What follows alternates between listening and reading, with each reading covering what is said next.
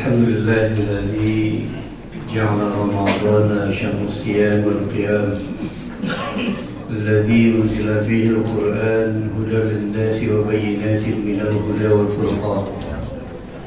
أشهد أن لا إله إلا الله وحده لا شريك له وأشهد أن محمدا عبده ورسوله لا نبي بعده. اللهم فصل وسلم وبارك وانعم على هذا النبي الكريم نبينا وشفيعنا وقرة أعيننا ومولانا محمد وعلى آله وصحبه أجمعين. أما بعد، فقد قال الله تعالى في القرآن الكريم: أعوذ بالله من الشيطان الرجيم. يا أيها الذين آمنوا كتب عليكم الصيام كما كتب على الذين من قبلكم لعلكم تتقون. وقال رسول الله صلى الله عليه وسلم: رغم أنف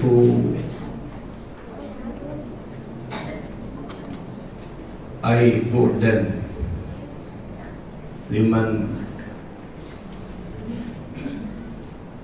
أدرك رمضان فلم يغفر له، وكما قال رسول الله صلى الله عليه وسلم.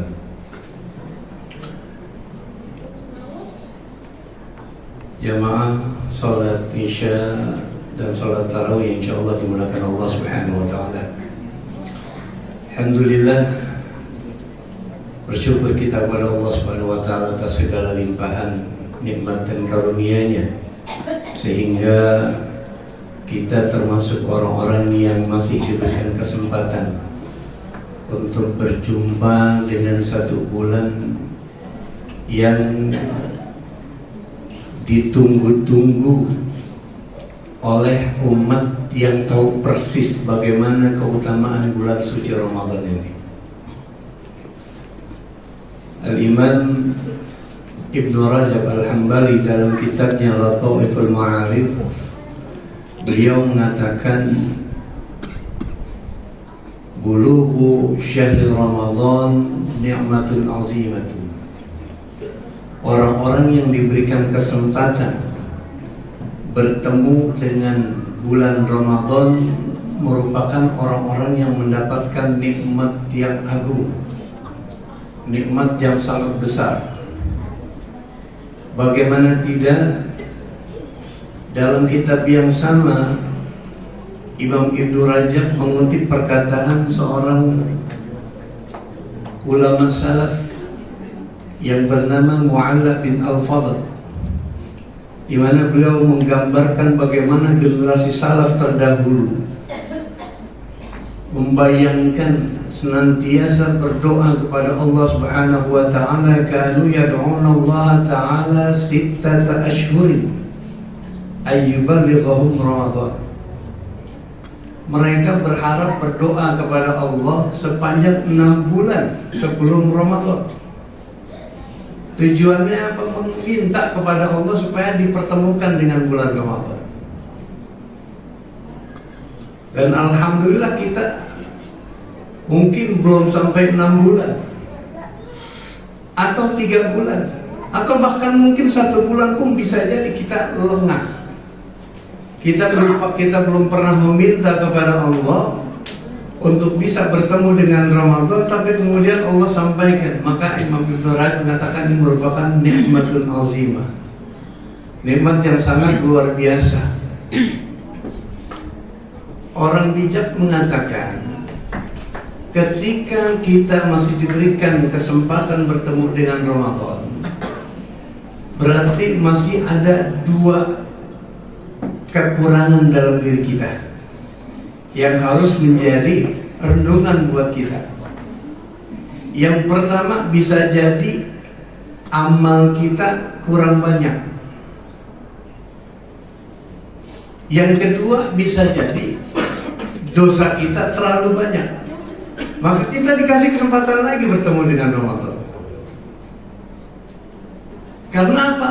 Karena di bulan Ramadan lah semua amal-amal itu Allah lipat gandakan ganjarannya. Bahkan amalan sunnah pun diberi ganjaran menjadi wajib.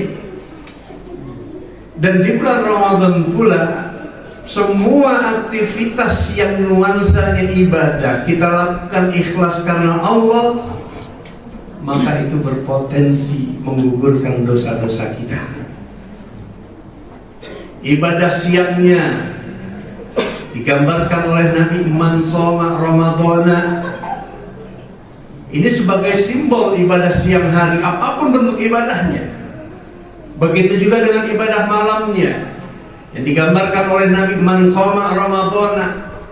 Semua ibadah baik siang maupun malam potensinya ghufira lahu ma taqaddama min dzambi, dengan syarat imanan wa ihtisaban, karena iman dan ihtisab mengharap ridha Allah Subhanahu wa taala. Hadirin jamaah sekalian dirahmati Allah Subhanahu wa taala. Maka ketika kita sudah diberikan kesempatan bertemu Ramadan, sangat disayangkan kalau kita menjadi orang yang menyia-nyiakan kesempatan itu. Sementara umat-umat terdahulu itu merasa iri dengan umat Rasulullah ini yang mendapatkan kelebihan Ramadan. Karena sebab Ramadan lah umat-umat terdahulu iri kepada kita. Kenapa? Mereka beribadah sepanjang ratusan tahun, bahkan ada yang lebih dari 1000 tahun. Sementara kita ibadah hanya kisaran 60-70 tahun kalaupun ibadah kita benar. Tapi kita mendapatkan predikat sebagai khairul ummah, sebagai umat terbaik. Kita mendapat kemuliaan untuk masuk surga lebih dulu sebelum umat-umat lainnya. Ibadah kita sempit, sedikit, waktunya juga cepat pendek, tapi berkualitas dengan sebab Allah berikan kita kesempatan bertemu dengan Ramadan. Jemaah sekalian, maka Ramadan ini menjadi satu momentum buat kita agar kita melakukan proses perubahan. Yang namanya ibadah, hampir semua ibadah potensinya itu untuk merubah baik pribadi kita, perilaku kita, gaya kehidupan kita. Kita ambil contoh sholat, Allah katakan inna sholata tanha 'anil fakhsya'i wal munkar. Sholat bisa mencegah perbuatan keji dan munkar. Orang melakukan sholat dengan benar. Begitu juga dengan haji. Wa qadaitum manasikakum fadhkurullah kadzikrukum abaakum aw asyaddu dzikra. Orang yang sudah menunaikan ibadah haji, potensinya ketika dijalankan hajinya dengan benar, maka dia akan semakin ingat kepada Allah, zikirnya akan semakin kuat kepada Allah. Begitu juga dengan ibadah Ramadan. Tujuannya di dalam Quran yang sudah kita sama-sama hafal, la'allakum tattaqun. Kalimat la'alla bagi kita manusia ini merupakan kalimat litaraji, kalimat pengharapan. Tapi bagi Allah ini merupakan litahqiq, satu kepastian. Ketika Allah sudah menegaskan, ya ayyuhalladzina amanu, wahai orang-orang yang beriman, perintah redaksi kalimat dengan panggilan ya ayyuhalladzina amanu ini merupakan perintah kasih sayang dari Allah kepada orang-orang yang beriman. Dan penyebutan kalimat nida disandingkan dengan syariat yang termaktub di dalam rukun Islam, yaitu puasa. Ini merupakan satu-satunya di mana syariat lain nggak diawali dengan kalimat redaksi ya ayyuhalladzina amanu, tapi panggilan ya ayyuhalladzina amanu. Makanya kemudian sahabat Ibnu Mas'ud radhiyallahu anhu mengatakan, idza sami'ta Allah yaqul, apabila kalian mendengar Allah Subhanahu wa taala berfirman ya ayyuhalladzina amanu, di dalam ayat Allah menggunakan redaksi ya ayyuhalladzina amanu, ini merupakan panggilan dari Allah, maka kata beliau fariha sam'aka, maka asmi'laha, dengarkan, innahu khairun yu'mar bihi aw yanha aw syarrun yunha anhu, karena di situ ada kebaikan yang pasti akan diperintahkan kepada kita, atau di situ ada satu keburukan yang pasti akan dilarang bagi kita, sehingga harus menjadi perhatian bagi orang-orang yang merasa beriman kepada Allah Subhanahu wa Ta'ala. Nah, satu bentuk yang harus jadi perhatian kita, maka Ramadan merupakan satu bulan perubahan.